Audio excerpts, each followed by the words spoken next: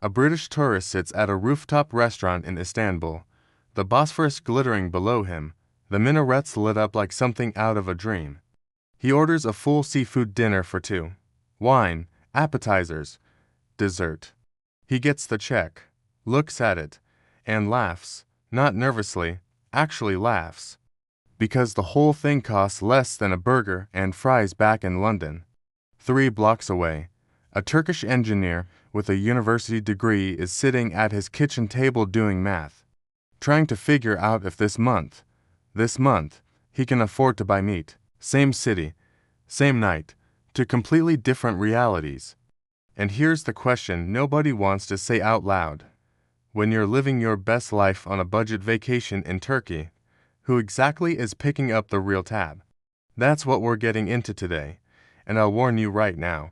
The answer is going to make you uncomfortable. Stay with me, because what's coming in the next few minutes will completely change how you look at a cheap vacation forever. To understand how Turkey became the world's bargain destination, you have to understand one man and one belief. So bizarre, so against everything economics has ever taught us, that it reads like a fever dream. Turkish President Recep Tayyip Erdogan once stood in front of cameras and declared, with full confidence, that interest rates are the mother and father of all evil. Now, most world leaders quietly disagree with their central banks behind closed doors. Erdogan did something different. He went to war with basic economics itself. See, every economist on the planet will tell you the same thing. When inflation spikes, you raise interest rates to cool it down. It's not controversial. It's not political. It's textbook, like gravity, like water being wet. Erdogan looked at that textbook and threw it out the window, drawing on his religious convictions, linking high interest rates to usury forbidden in Islamic scripture. He announced he would never raise rates, no matter what the inflation numbers said. While every other central bank on earth was hiking rates to fight inflation, Turkey was cutting them. It was like trying to put out a house fire by pouring gasoline on it and genuinely believing the flames would eventually get embarrassed and stop. But here's the part that really breaks your brain. When central bank officials dared to raise rates against his wishes, Erdogan simply fired them. Not once, not twice. The man cycled through central bank governors like most people cycle through phone cases. 6 different governors in 5 years. Any economist who told him what he didn't want to hear was gone by morning. The result was exactly what every sane person predicted. The Turkish lira lost 44% of its value in 2021 alone. Inflation didn't just rise, it detonated. Official numbers peaked at 85%. Independent economists who weren't on the government payroll said the real figure was closer to 150%, because at a certain point the official statistics had become about as reliable as a weather forecast from someone who's never been outside. A currency in freefall, prices doubling overnight, and millions of ordinary Turkish people watching their life savings dissolve in real time like sugar in the rain. That's the origin story of your cheap Turkish vacation. You didn't find a deal. You stumbled into the wreckage of someone else's economy. Let me give you a number that's going to stick with you. As of early 2025, Turkey's minimum wage sits at roughly $620 a month. That sounds okay, maybe, until you hear the next sentence. In Istanbul, the minimum wage has been lower than the average monthly rent for over 2.5 years straight. Read that again slowly. The legal minimum, what the law says a worker must be paid, doesn't even cover the cost of a roof over your head. Not food, not electricity, not a bus ticket to get to the job that's paying you that wage, just rent. Food prices rose over 70% in a single year. Rents in some Istanbul neighborhoods doubled annually. Many families are now spending more than half their income just on housing, forcing them to pack up and move to cheaper, lower quality neighborhoods further and further from the city center.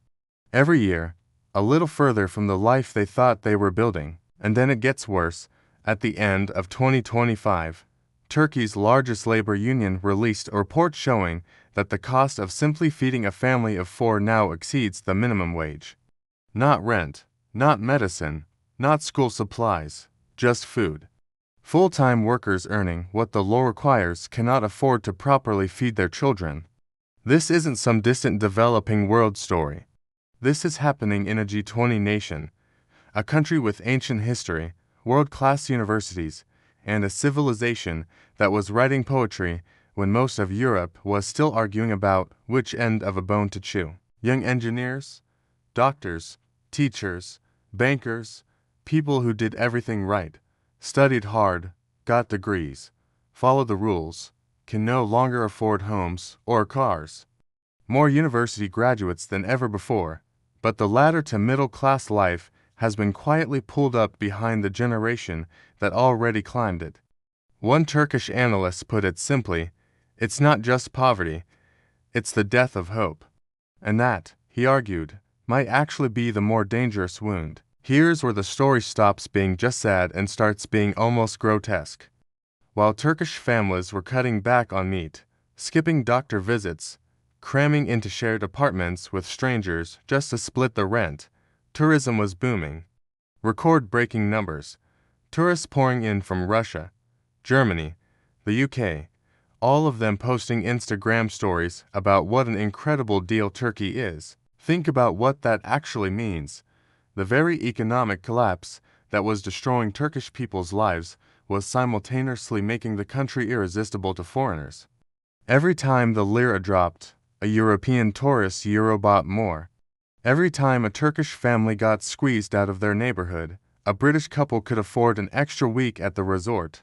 The economic disaster was the product, the suffering was the discount. One poverty researcher described a lost generation taking shape in real time, children dropping out of school to help their families survive. 1 in 3 Turkish children now living in poverty, kids selling tissues on street corners. And in the same city, on the same streets, tourists were leaving 5-star reviews on TripAdvisor about what incredible value Turkey offers. I'm not saying tourists are evil for going. I'm not even saying don't go. But I am saying we should stop pretending a cheap vacation appears out of thin air.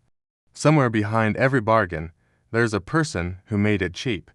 And in Turkey right now, that person is living through something they didn't choose and didn't deserve.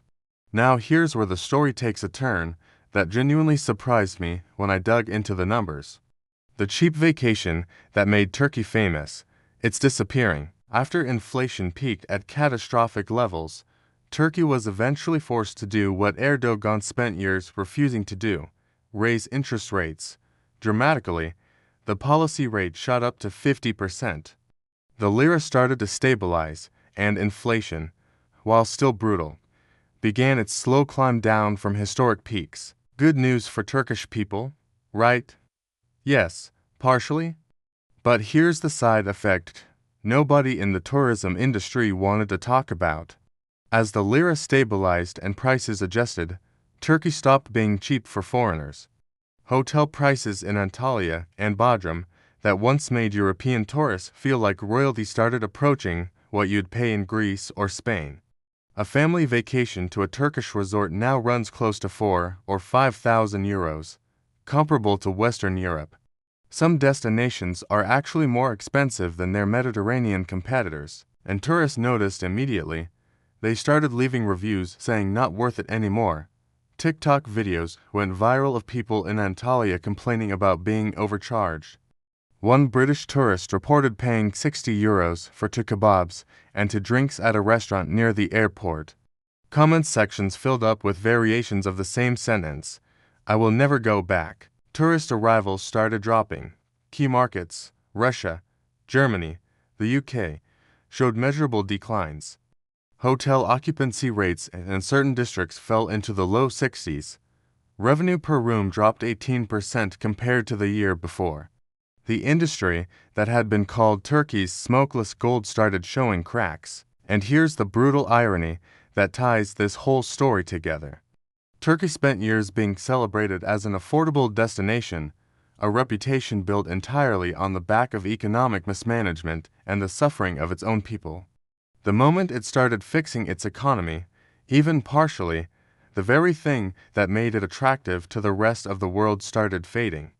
The discount was the damage, and you can't heal the damage and keep the discount at the same time. There's one group of people in this story who never got to enjoy the boom and are now absorbing all the pain of the correction. Regular Turkish people, not the politicians who engineered this mess. Not the connected businessmen who made fortunes while the lira was manipulated.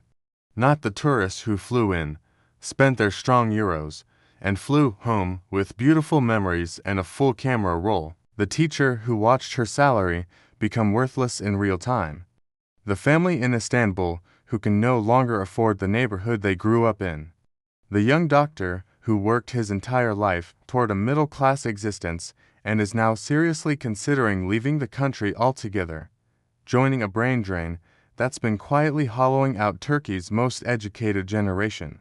One young Turkish woman with a stable office job in Istanbul described her situation in a published interview, and the words haven't left me since. She said she's stopped seeing friends because she can't afford to split a restaurant bill. She's postponed seeing a doctor because she's afraid of what it might cost.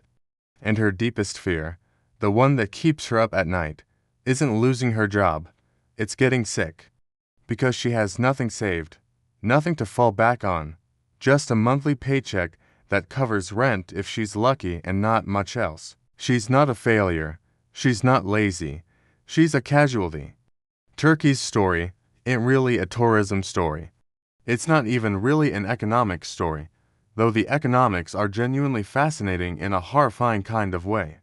It's a story about what happens when a government treats its own currency, and by extension, its own people, as a tool for short-term political survival. When you inflate away the value of money to win elections, to keep interest rates low for your construction sector donors, to delay reckonings that were always coming, the bill doesn't disappear. It just gets handed to the people who have the least power to refuse it. And sometimes, in a twist that would feel poetic if it wasn't so dark, it also gets handed to the tourists who showed up thinking they'd found the deal of a lifetime. Because now Turkey is trapped in a paradox with no clean exit. Raise rates and stabilize the economy, you lose the budget tourists who made the industry famous. Keep the lira weak and inflation raging, you destroy the people who actually live there. There is no version of this story where everyone wins. The only question left is, who do you think should have won in the first place? Leave that answer in the comments, because I have a feeling this one's going to get heated. And if this kind of deep dive is what you're here for, hit subscribe and turn on the bell, because next time we're going to another place where the postcard looks nothing like the reality underneath it. See you there.